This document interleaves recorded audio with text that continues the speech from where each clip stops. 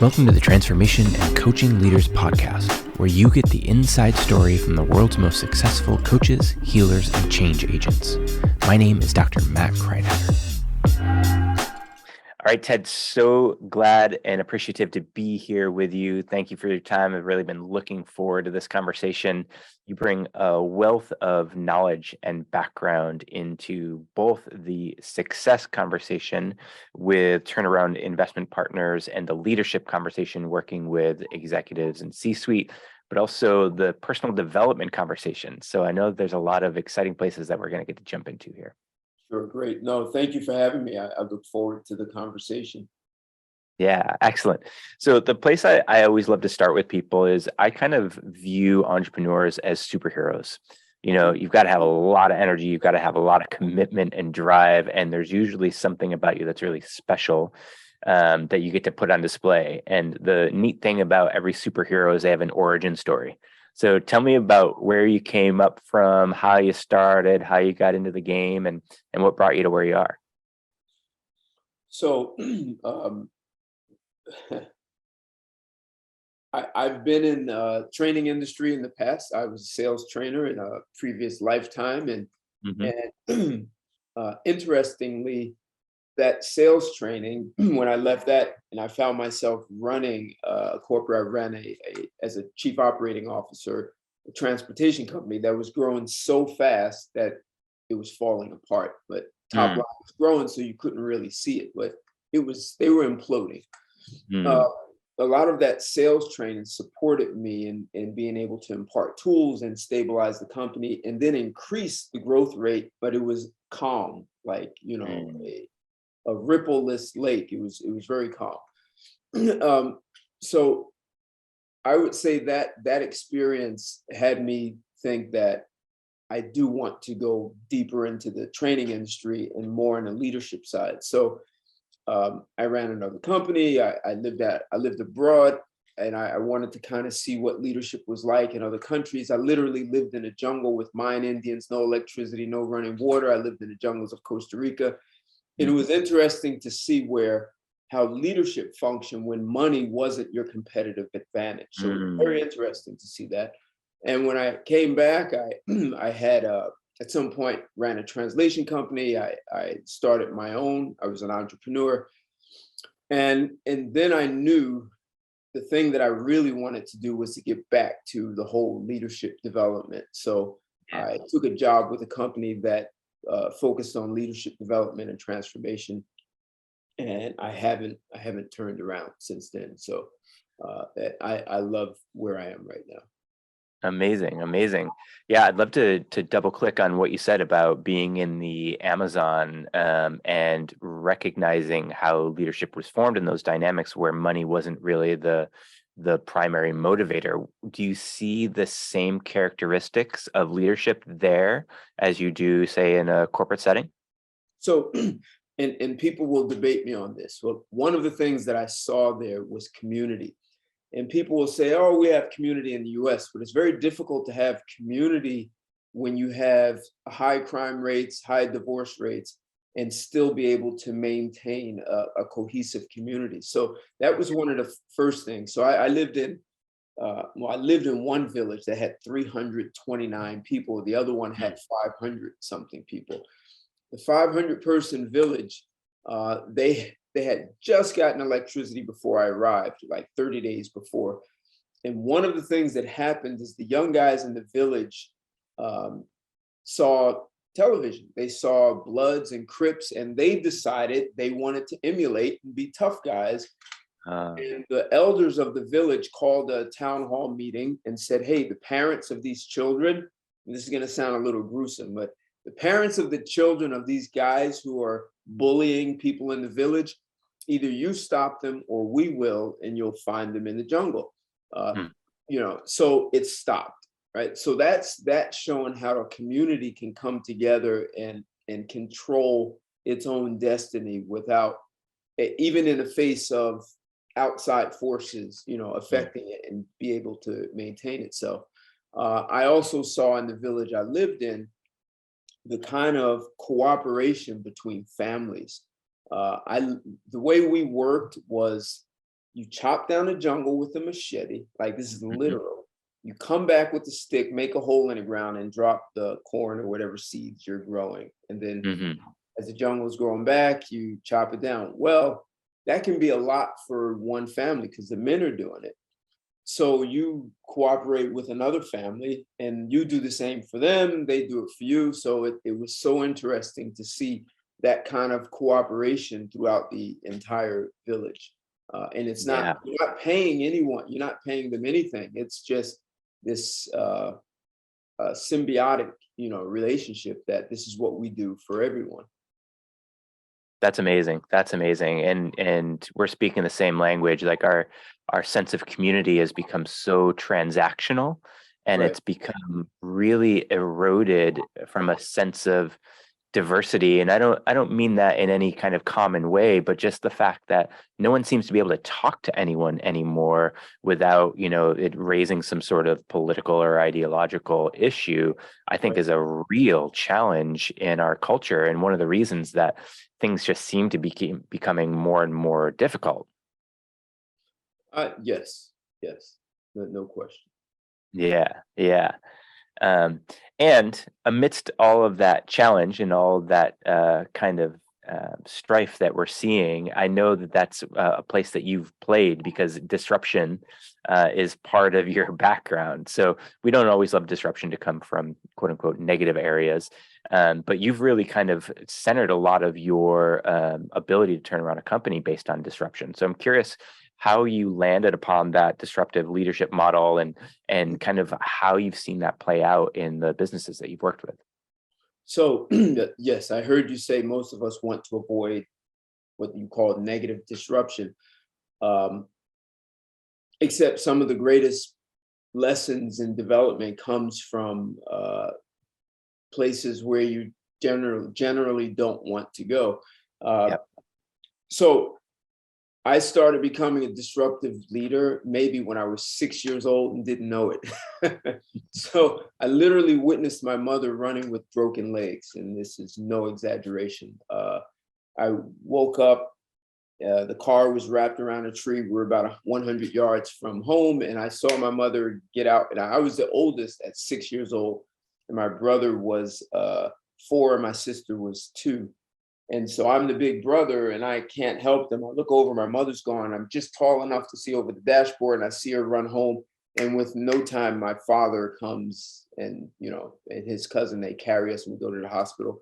And I later learned my mother had broken legs, but I saw her run like always, like she didn't limp, crawl, nothing. So that said, people have capacity that we don't know how to reach. So I'm 5'6".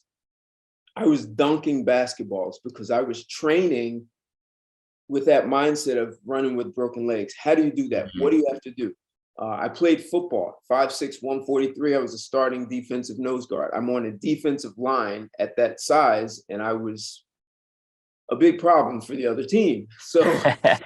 Uh, so that developed a certain kind of mindset. At Yeah. 21, I lost both parents. Now I'm the oldest of 4 at that point. Brother 19, sisters 12 and 16. And what I learned about leading in disruption, I don't think I could have ever learned in a book because Mm. I learned about coaching people up. I learned how to keep sort of that true north in the face of chaos. You Mhm. have two sides of the family where just everything is in chaos, absolute chaos. But now you need to lead your my siblings, and there's a lot that we had to accomplish. So how do you delegate things that people don't know how to do and then coach Mm. them up so they can do it? Now that frees you up as a leader to do other things that you don't know how to do.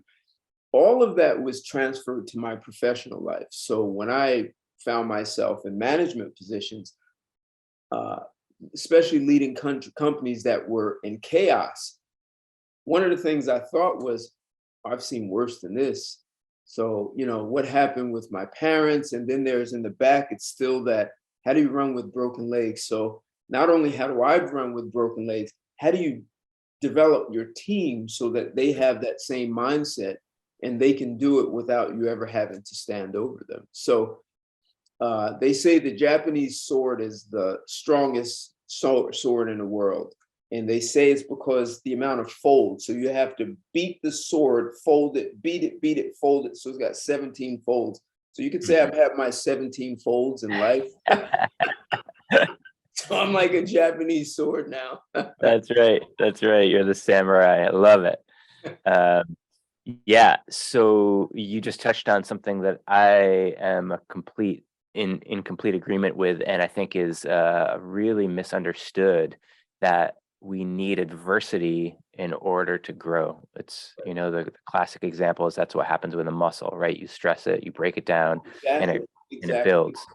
And we become so adverse to having challenges, especially from other people. We become so sensitive, and the sensitivity is a good thing, but it's really a challenge without strength. So do you see that kind of resistance to having the amount of stress that it takes to grow in leadership, in corporate cultures? Or do you find that that level, they appreciate the adversity and the stress and the strain because they know it's going to make them better, or are they still wanting to avoid? Most, just think of it as the human paradigm itself wants to avoid, like a running back stiff arming, stay away. When problems come, chaos, we want to say it's his fault. We want to find a culprit and get rid of them, and hopefully the problems go away. And it doesn't work that way. So my method in training people is, if you're the CEO of a company and you are not intentionally creating problems in your organization, you should be fired or retrained. So, I mean, there's no gray area or wiggle room. And Steve Jobs is a great example of someone who created problems in the organization, and out comes a breakthrough, some possibility that didn't exist in the past. John F. Kennedy sending a man to the moon, that was a problem the whole nation wanted to solve. Tom Watson Jr. in the first time they created the mainframe, it was very disruptive to the organization. However, when it was completed, it put IBM on a map in a way that they could have never been. So when the CEO can create problems for the organization to solve, when they solve it, they have something that they could not have had. They develop new skills and competencies. They become more nimble. And one of the advantages when you become nimble and being able to really take on problems and solve them is when outside forces like competition or the economy or a pandemic comes, you're less likely to fall apart and say things are so bad. You're more likely to keep your head and be able to navigate through it and look for the possibilities in that situation. I love that. I love that. Yeah. And one of the things that I saw in my background working in chiropractic is there's two types of stress. There's distress, which is so much stress that the body can't handle it and starts to break down. And there's eustress, which is enough stress to force a situation in which you have to overcome and set a new standard for who you be and how you operate in the world, right? And that's really the growth edge. And there's this weird dynamic that gets built into, I think the stress might kill me, I want to avoid it, right? And we don't always recognize in the moment that, man, on the other side of this is literally everything I've been asking for. So I'm curious for you, like, how do you help your clients and maybe for you too, keep that perspective of, no, this is actually, as the Japanese would say, the obstacle is the way, right? This is actually giving you everything that you want. So the simple way to say is, if you look at your hand, the front of your hand is the breakdown and the back of the hand is the breakthrough. If you want to get to the breakthrough, you're going to have to go through the breakdown. So leaders who can intentionally create breakdowns in their organizations and then be able to navigate, because most people will attempt to derail that. So one of the things in my work that I do, and it revolves 100% around mindset, is when things are not going the way you would like them to go, what people generally do is they exaggerate or they make up a story in their head about what's occurring. So I knew a woman who, and usually it's related to something that happened so far back that they don't even know they don't know about it. So Yeah. the perfect example is I had a woman who one day she said, Ted, why do I always have to be right? Like she was tired of being right, all like fighting to be right all the time.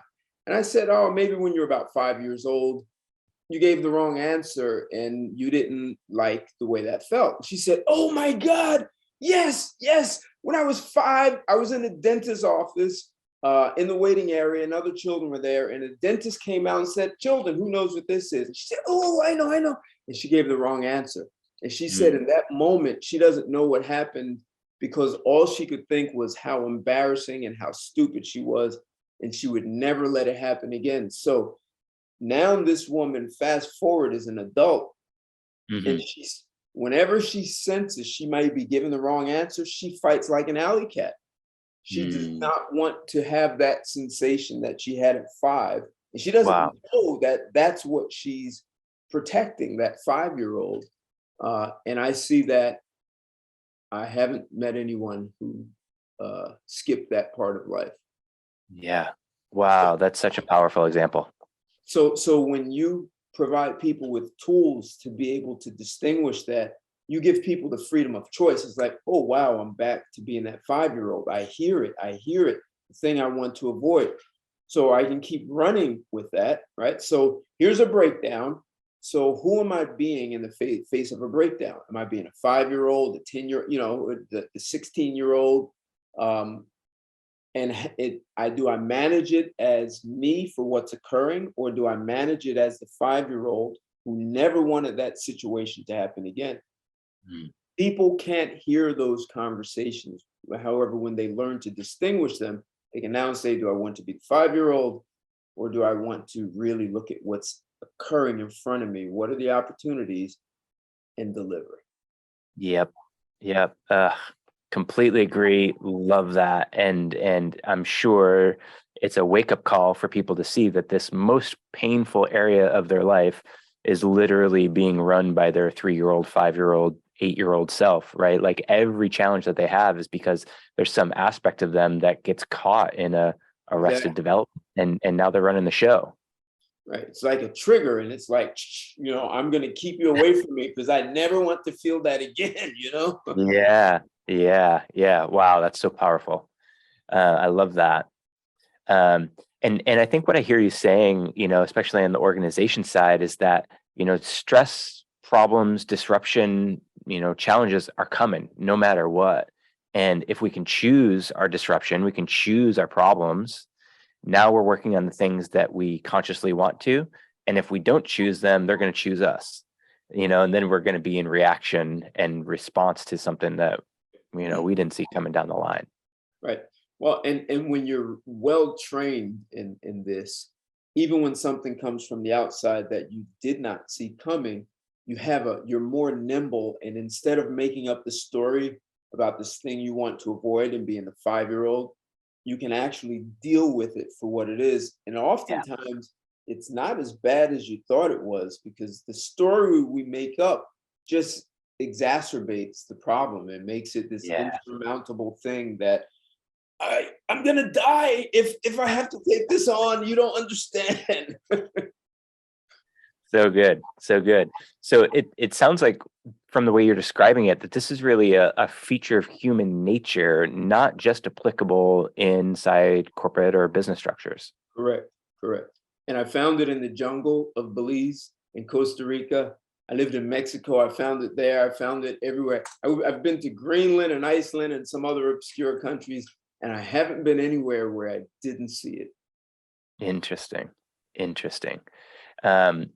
I know we were talking a little bit before we started here that one of the areas that you've been seeing this happen a lot, which is perhaps tangential to the business environment, is in people's relationships. And you actually wrote a book on that, focusing on how to kind of navigate some of these challenges. So I'd love to hear kind of what inspired the book and what you've seen happen as people have gone through it. So one of the things that I've been looking at for more than a decade is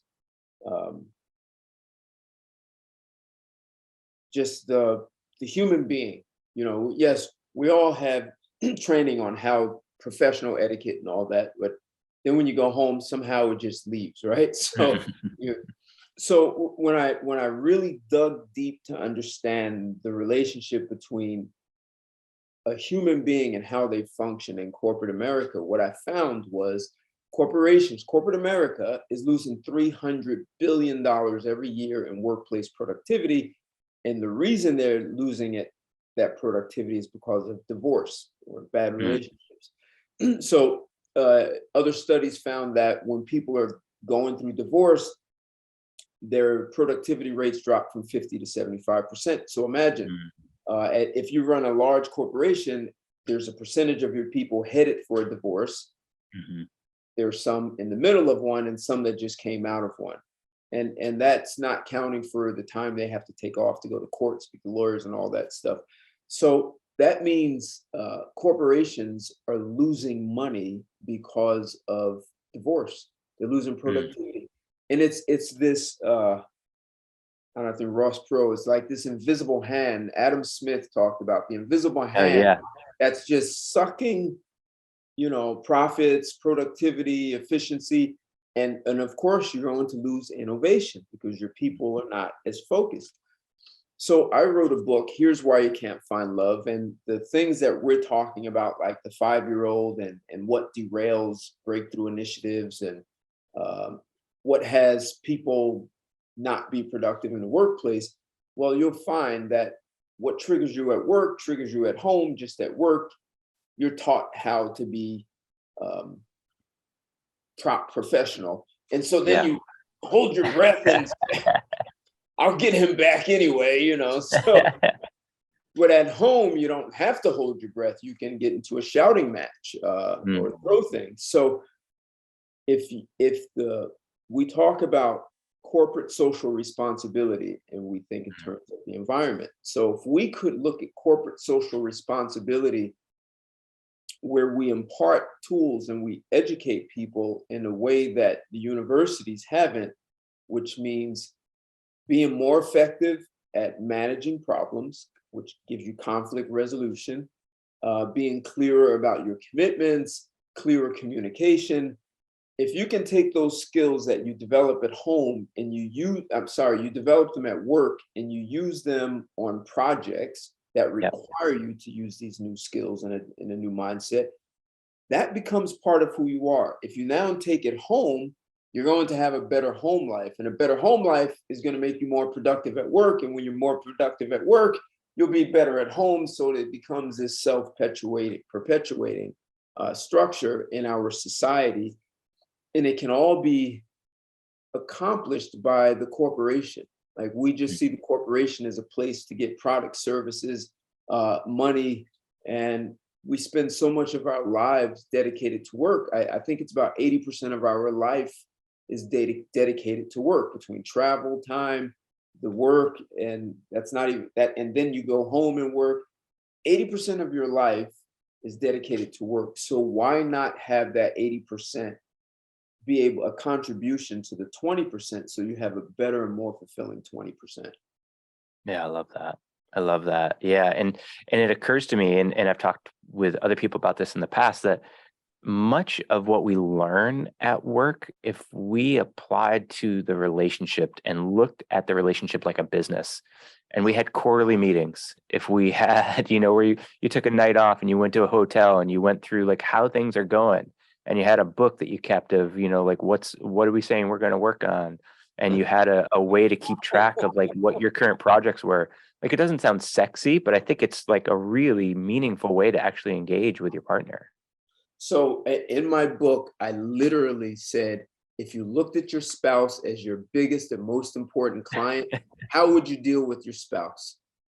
Would you be throwing things and yelling at them? Or would you take them to lunch periodically so you can sit down and say, okay, how have we been doing? Like you're saying, where are you going and how do we fulfill where you're going, right? So if you don't do that with your client and have the same kind of professional etiquette, and if you want to, if what your client or your spouse pays you is in love, then you want to keep getting paid, which means you have to keep providing a great service.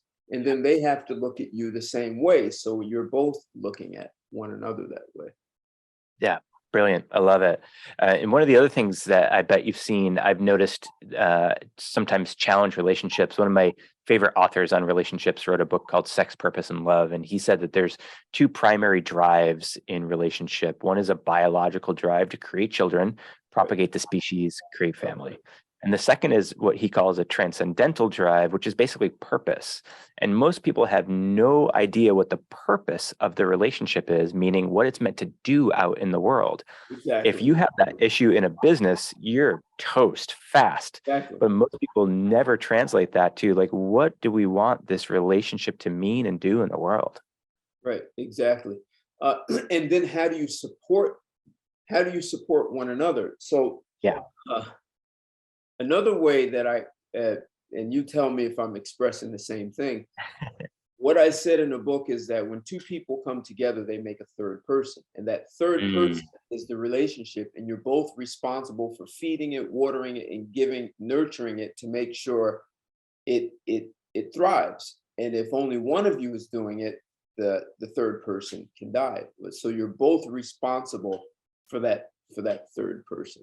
I don't know if it's something similar. Yeah, very, very similar. And I think that one of the challenges for people is that when all they see is another person, now it becomes adversarial. They don't know how to do anything other than become adversarial. But when you add in the perspective of that third person, it's like, oh, we're building this thing together. We can focus on this thing that is a relationship. And how do we want to be experiencing that? Exactly. Yeah. And what am I willing to be responsible for to make sure it happens? Yeah, beautiful. Man, imagine what the world would be like if people just committed to that.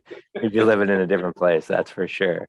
I've read a few articles asking that, like, sort of at the end of the article, and about corporations, what are you willing to be responsible for to ensure the corporate culture is the way that you want? And like, if everyone asks themselves that question, then we're all responsible. We're not all just pointing, well, it's those guys up in the ivory tower.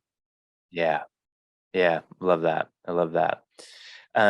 Ted, you've been in the transformational industries for a while, and you've probably seen all kinds of things come and go. You've seen all kinds of good things happen and other things happen. As you look at kind of where we are in this coaching space, the change making space, I'm curious from your perspective, from your wisdom and vantage point, what do you love about what's happening right now, and what would you like to see change and be different about the coaching and transformation industries? So one of the challenges is, you and I talked about this, is that there's such a hard drive to, like, have to get more leads, and you're almost looking to create sort of an assembly line of clients, which this profession is so customized. Even if we say, yes, there's one human paradigm, but the way you engage with each person is so different. You talked about diversity, and it doesn't matter if it's Caucasian male, age 40, and you have 5 who, and all from the same socioeconomic classes. It's just going to be so different for each one of them. And so if you try to just look at people as, I need to generate leads, and I have these 5 new clients, and I've got, 1 hour with each one, and I'm just going to bang out that hour and bring in the next one. You do a disservice to the industry, you do a disservice to the client, and even for you as a coach in your own personal development, because, as a coach, part of what we're doing is constantly developing ourselves so we can always be ahead of our clients and be able to pull them forward. So if you're not getting the development that really is part of the profession, you're cheating yourself. Yeah. So true. So true that where business rubs up against other people's outcomes for what they're hoping to get out of your work together. I think that's a place that people don't put quite as much attention as I think they could, making sure that your business is getting its needs met. Yes. But also that happens in the long term by making sure that your clients get their needs met. Absolutely. Sure. Yeah, Question. excellent. I love that.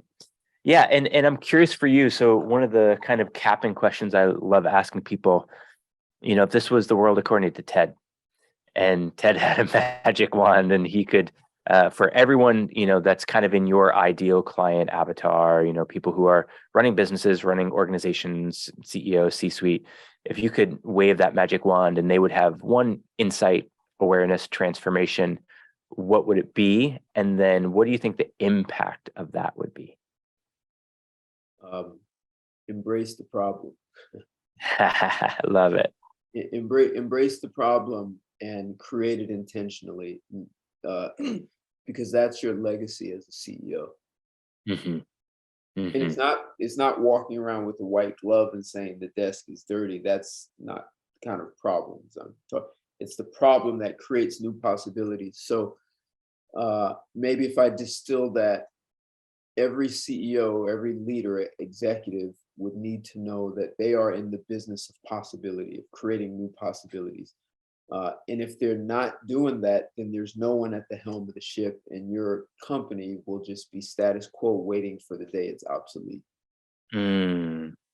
That's interesting. I like how you framed that. And it almost makes me wonder if that's something that, I don't know that we can measure what people's sense of possibility is, but if even just in kind of like a corporate culture, there was conversation around what do you feel like is possible for you as an employee, as us, as a business, as our team, like, and just getting a sense of that growth orientation. And we know, especially with millennials and the generations coming after that, if they're not evolving at the workplace, they're out, so keeping that sense of inspiration and possibility, I think, is so important. I love that you're talking about that. Yeah. So interesting you bring that up. I've had employees where on their very first day, I asked them to do something that I knew they were not educated or trained to do, but Mm. it was tangential to what they knew how to do. And usually they try to talk me out of. They say, "Look, I'm so happy you're confident about me and you think I can do it, but I'm telling you, this is not my cup of tea. I'm not good at this." And we go back and forth, and eventually they take it on and they do it, and and when it's completed, they surprise themselves, Hmm. and they just develop something that they didn't know that they would be able to do. And then I just gave them some new responsibility that Yeah, they didn't have. But now that's a growth moment for that person. that's huge. That's huge. And there's fewer and fewer places, it seems, that we get to test that muscle. It doesn't happen in schools. In schools, you're told Right. what you need to know, and then you have to regurgitate it. Right. And in the face of having less and less unstructured play and just community interaction, and people being generally entrepreneurial, I think we're losing some of that. I'm going to figure it out. I don't know how to do it, but I'll figure it out. Right. Exactly. Yeah. People, and it's interesting when you have people do that enough times, um, they develop. I don't know. You're familiar with something called neuroplasticity? Yep. Okay, so it's growing these completely new neural paths that allow you to see things that you couldn't see, new perspectives, right? So you think something that was unthought in the past. And really, I learned to do that really well was when my parents died, and I asked my 12 and 16-year-old sisters, I would ask them to do things that I knew they didn't know how to do. I'm like, who would ask a 12-year-old to do this, right? So they would fail, and instead of me telling them how to do it, I would ask them questions, and they'd go back and fail again, and they'd come back. So I was always there to walk them through it. I just didn't give them the answers.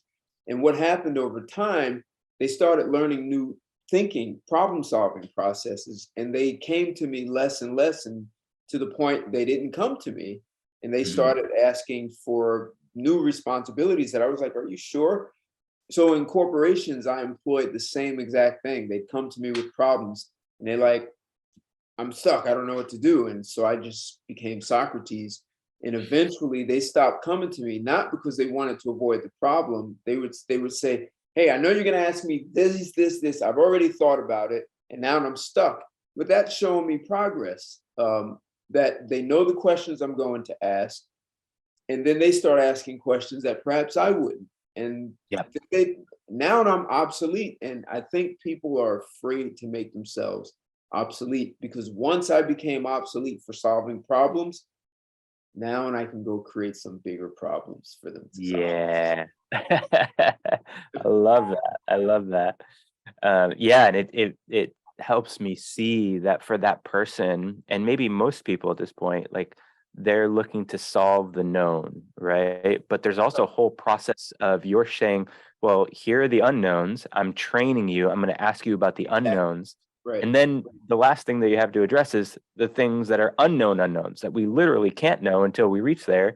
And now you're just dealing with resilience and figure it out ability and all of those things.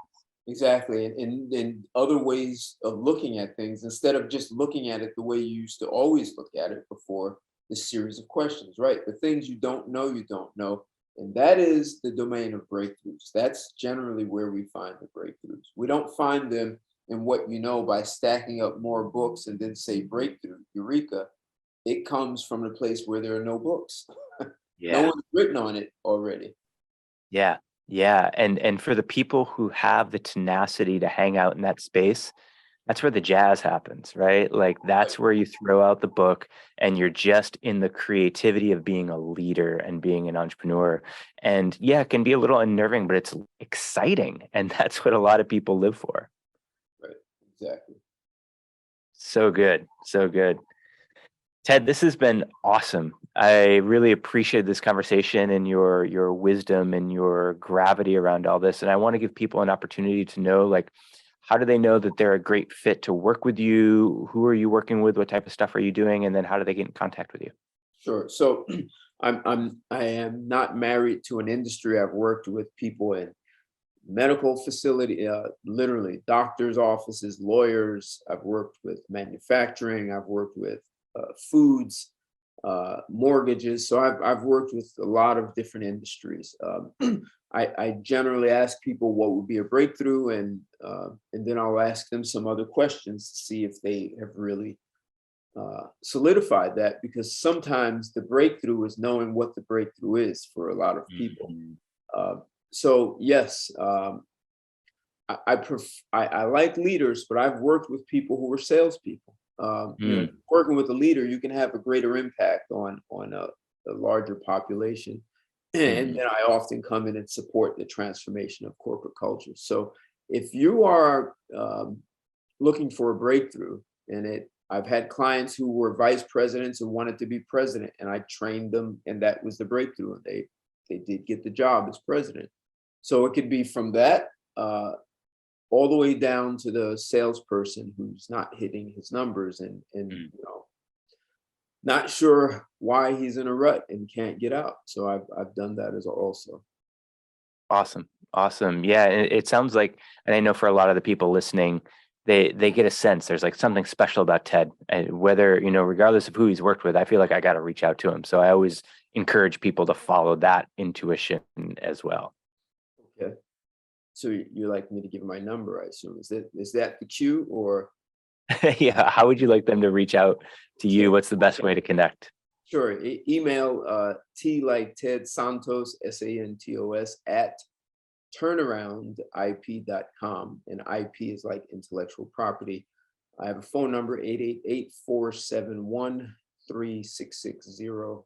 Or you can find me on LinkedIn.